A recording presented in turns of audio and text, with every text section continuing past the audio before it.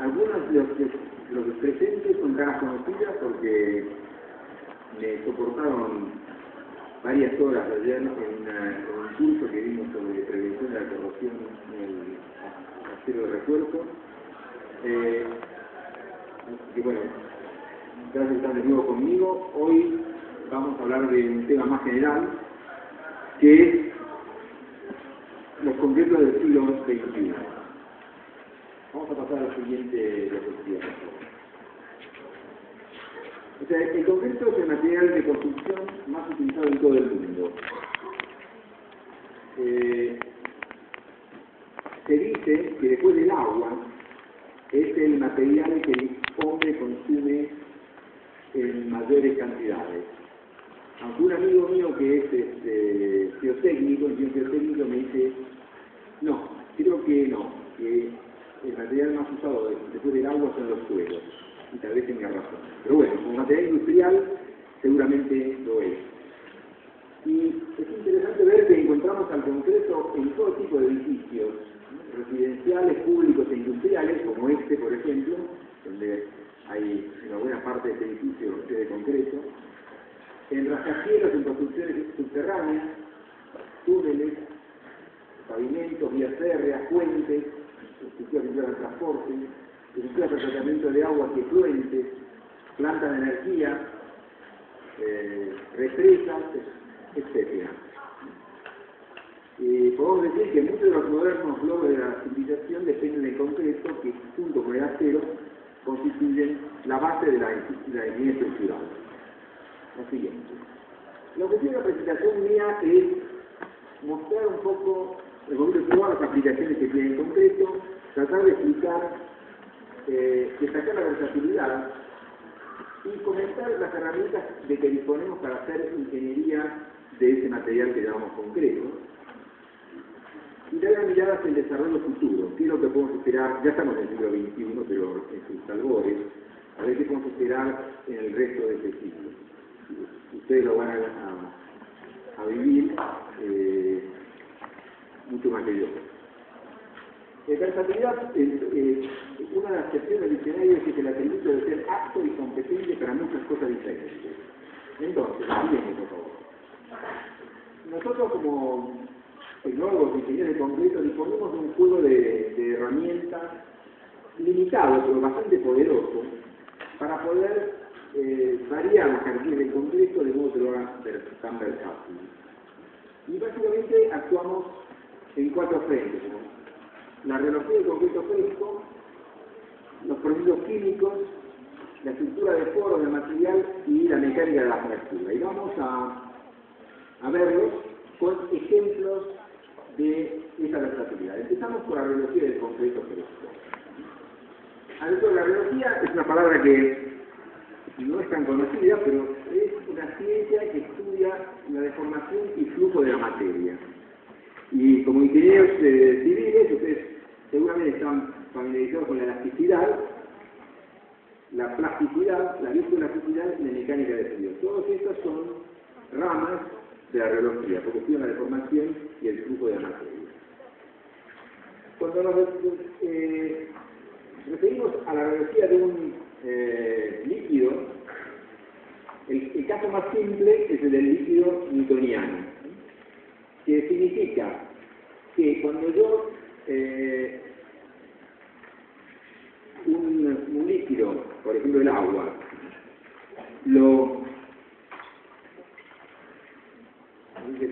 si yo lo inclino, el material inmediatamente fluye. ¿Por qué? Porque la fuerza de gravedad se descompone en una fuerza normal y una tangencial, que es la que genera el movimiento, y esto hace que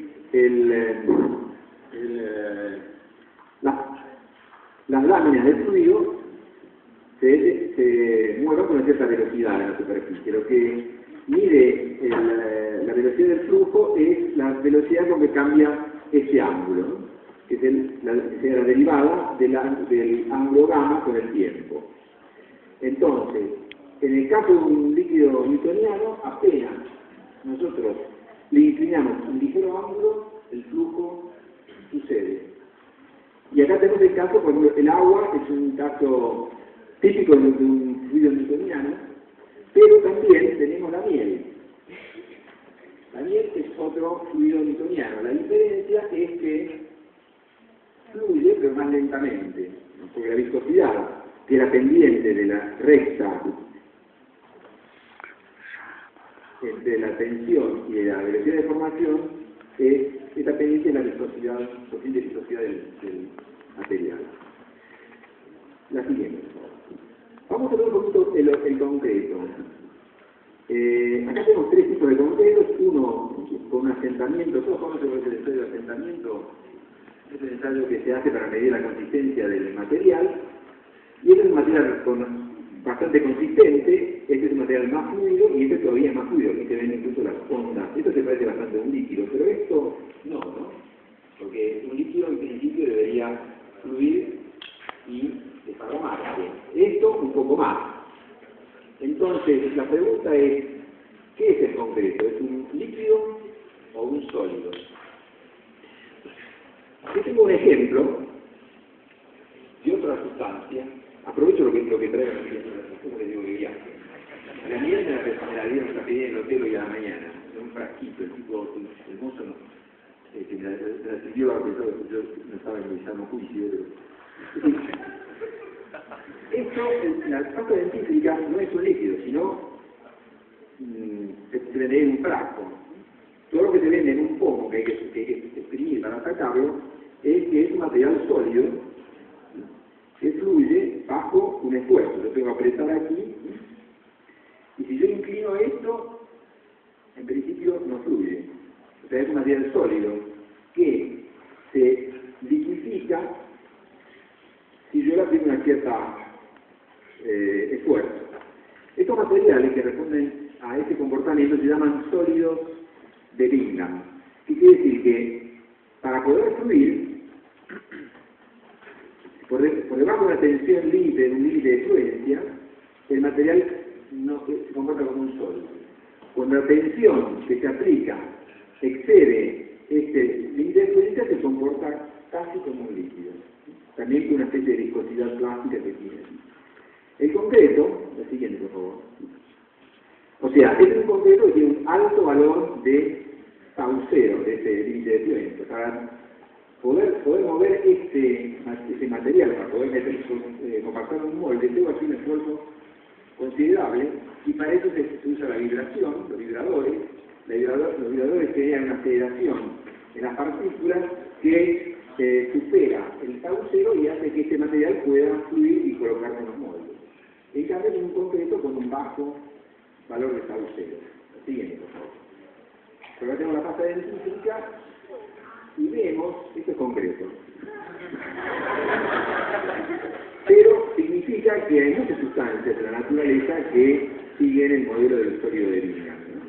Ustedes ven, este es un concreto bombeado, es exactamente lo mismo. Es un concreto que se puso de moda en Francia, con ese color chocolate. En fin, no voy a elaborar más. Pero ven que el comportamiento es muy parecido. La siguiente, por favor. Entonces, es posible, hay concretos que tienen distintos comportamientos. Este es un concreto con alto tau cero. Yo lo puedo ir reduciendo, tengo un concreto rígido, un concreto plástico, un concreto blando, y puedo tener los concretos llamados autocompactantes, que lo vamos a ver un poquito más en detalle, que se comportan verdaderamente como un fluido, porque su tau cero es prácticamente igual a cero, o sea, un componente líquido, pero vean que la pendiente, la viscosidad de este material es mayor que la de los otros concretos. Si no fuera así, si tuviera la misma viscosidad, sería un concreto fluido y segregable. Ya lo vamos a ver un poquito más en detalle. La siguiente, por favor. Por esto es una publicidad de una firma que vende concreto en Italia, que dice el concreto autocompactante de la firma Unical, dice el concreto que fluye como la miel. O sea que este concreto tiene las características previamente del líquido viscoso. La siguiente. Nosotros podemos modificar el comportamiento biológico del concreto fresco cambiando por ejemplo, el contenido de agua de la mezcla. Cuando más agua pongo, menor es el tauceo, más se parece un fluido, porque es el único material fluido que tiene el concreto y sus componentes. La cantidad de tipo de partículas finas, que también afecta la viscosidad del material. El uso de aditivos químicos, los clasificantes. Hay algunos aditivos químicos que aumentan la viscosidad del concreto. Otros lo que hacen es bajar el tauceo, o sea, hacer el concreto más fluido. Y la granulometría del agregado, que tiene influencia en la interacción entre la pasta de cemento y los agregados. Si yo valío estos parámetros biológicos, puedo obtener una enorme variedad de concretos. El primero que encontramos que menciono aquí, es un concreto que tiene un tauceo tan alto que esta una fábrica de bloques, que la máquina lo va depositando, recibe el molde y el concreto es capaz de soportar su propio peso sin desmoronarse. O sea que tiene un tauceo elevado, una mezcla muy rígida. Pero hay casos aún más severos. El siguiente, por ejemplo, ese es el llamado concreto compactado a rodillo, que se usa para construir pavimentos y represas. Lo que se hace es colocar el concreto y compactarlo con una serie de pasadas de rodillos vibratorios muy pesados. Entonces se dan cuenta ustedes que la rigidez del concreto tiene que ser tal de soportar el paso de ese vehículo pesado vibrando sin hundirse.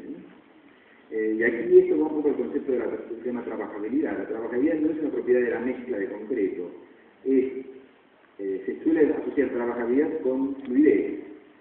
Y no es así, aquí en concreto fluido no serviría, se hundiría el rodillo. O sea, que un rodillo trabajable tiene que ser rígido para poder soportar el peso del rodillo. O sea que la trabajabilidad es una propiedad de concreto asociada con el uso, la forma en que se lo va a tratar, se lo va a colocar en la obra. La siguiente, por favor.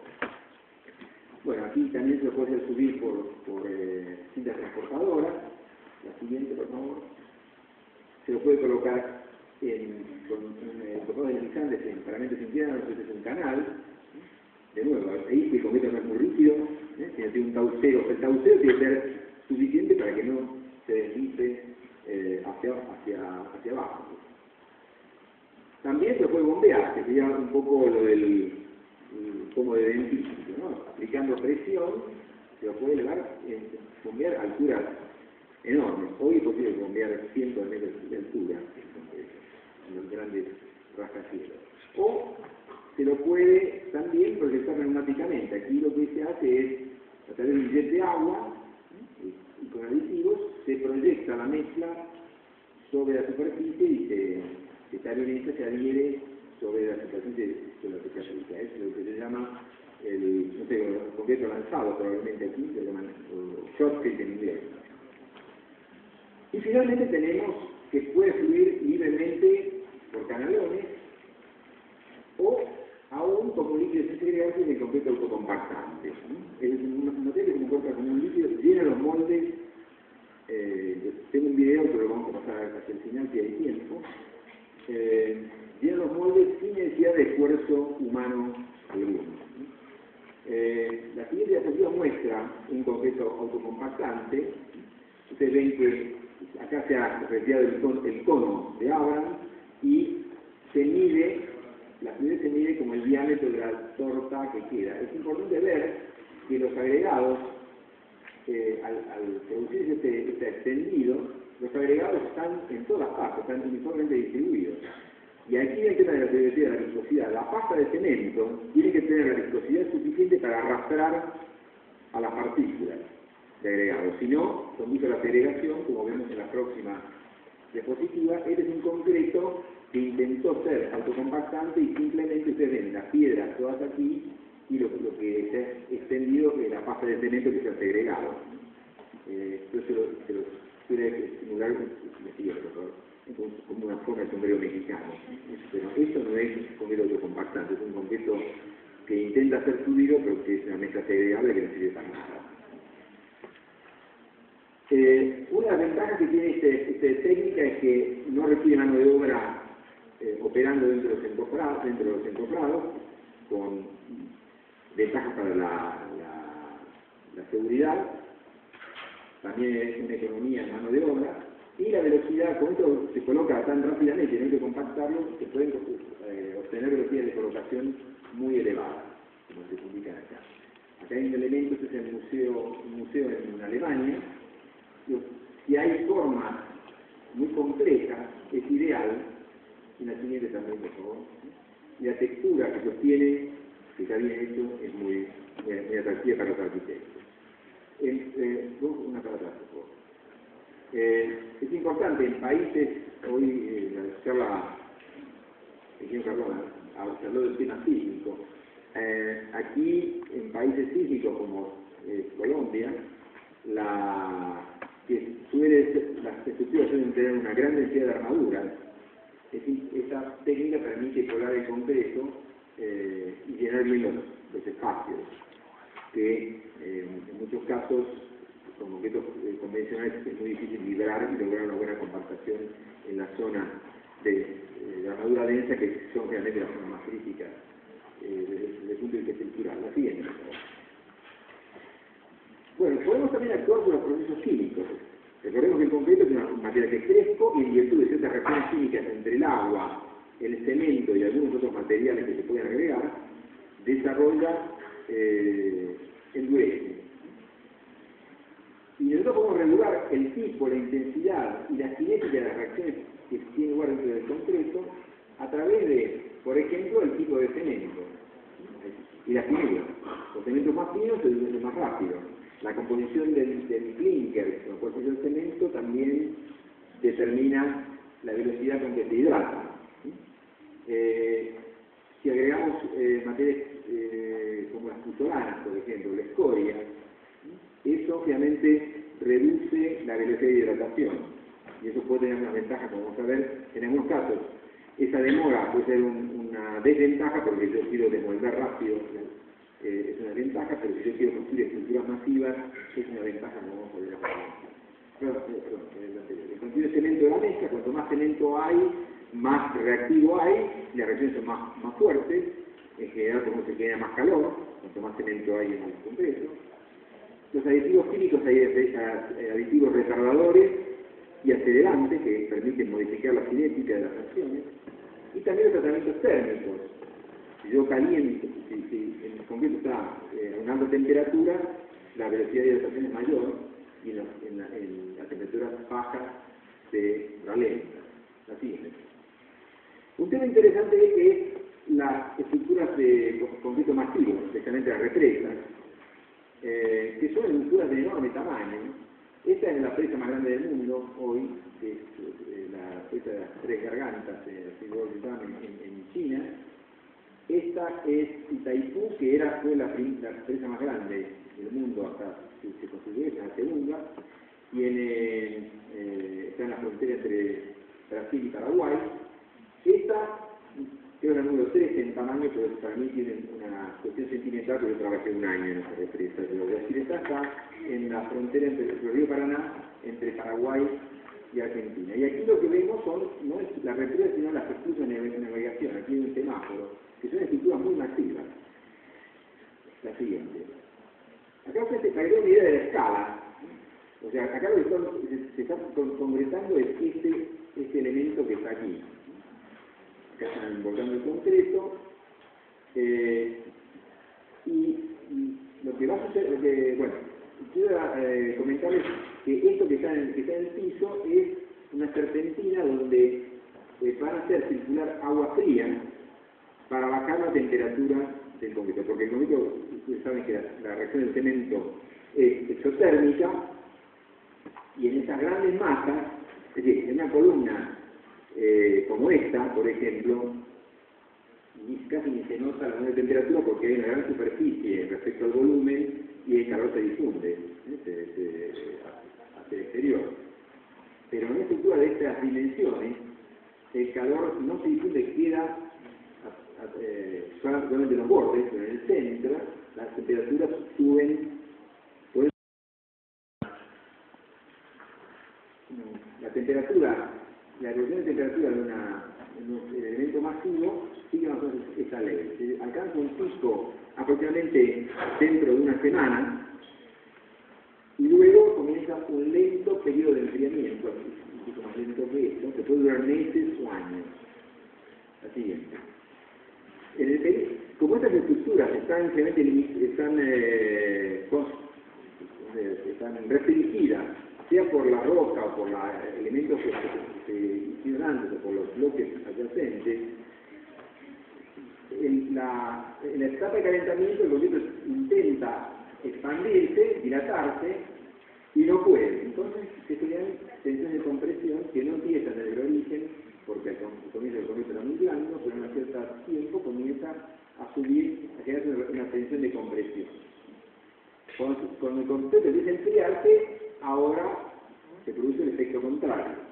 El concreto comienza se ve expandido, comienza ahora a contraerse, pasa por un punto de tensión cero y finalmente empieza a generar tensión de tracción. Entonces sabemos que el concreto en tracción es un material débil, es una décima parte de la resistencia de la compresión, y si estas tensiones de tracción superan la resistencia de tracción del material, aparecen fracturas térmicas que naturalmente pueden ser muy nocivas para la estabilidad de la estructura. Entonces hay interés en tratar de que la temperatura no suba demasiado. Una cosa que se hace es colocar el concreto en temperaturas muy bajas, usa hielo para hacer el concreto. Y además, y vamos al punto siguiente, es tratar de colocar la menor cantidad de cemento posible en la mezcla. Entonces lo que se hace es usar agregados de hasta 150 milímetros. En la obra de Sayas-Pireta, en algunas mezclas, los agregados, que normalmente son de 20, 30 milímetros, acá son de 150 milímetros. ¿Por qué? Porque acá tenemos es el corte de un concreto convencional y este es el corte de un concreto masivo. Ustedes ven, esta área está toda ocupada por piedra. Acá tengo piedra y pasta de cemento. Cuanto más grande es el agregado, menos pasta de cemento hay, menos contenido de cemento hay y por lo tanto menos calor.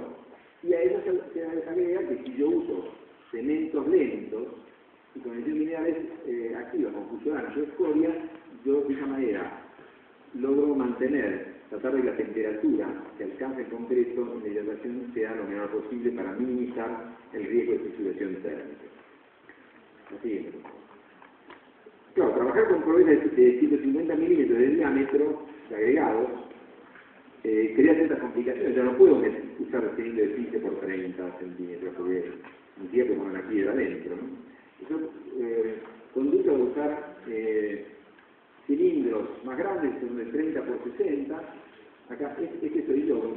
Esto me delata un poco mi edad, porque las fotos en blanco y negro. Ya, pero por lo menos para que sepan que yo no solo hablo, sino que alguna vez trabajé también.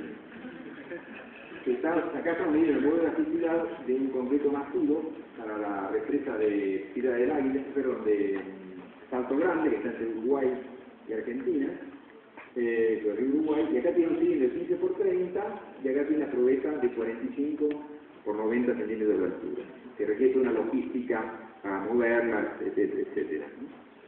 Pero bueno. El otro extremo es cuando yo necesito, acá se trataba de hacer la reacción lo más lenta posible. El otro extremo es tratar de hacerla lo más rápida posible.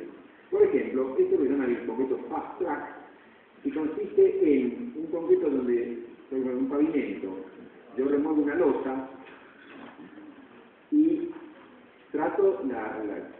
coloco el concreto nuevo y necesito para poder liberar el tránsito que endurezca lo más rápido posible. Esto es en Argentina, esto es en Suiza, esto es en Argentina, esto es el white topping, que es una técnica en la cual se elimina una capa de asfalto y se reemplaza por concreto de cemento Portland y se llama white topping. Y en los dos casos ustedes ven que están colocando una manta, acá se invierno, ven las sombras largas, están colocando unas mantas aislantes térmicas para ayudar a que, manteniendo el calor de la hidratación, se aceleren las reacciones. aunque la temperatura un poquito suba o por lo menos no se pierda el calor, utilizarlo para hacer las reacciones. De modo de tener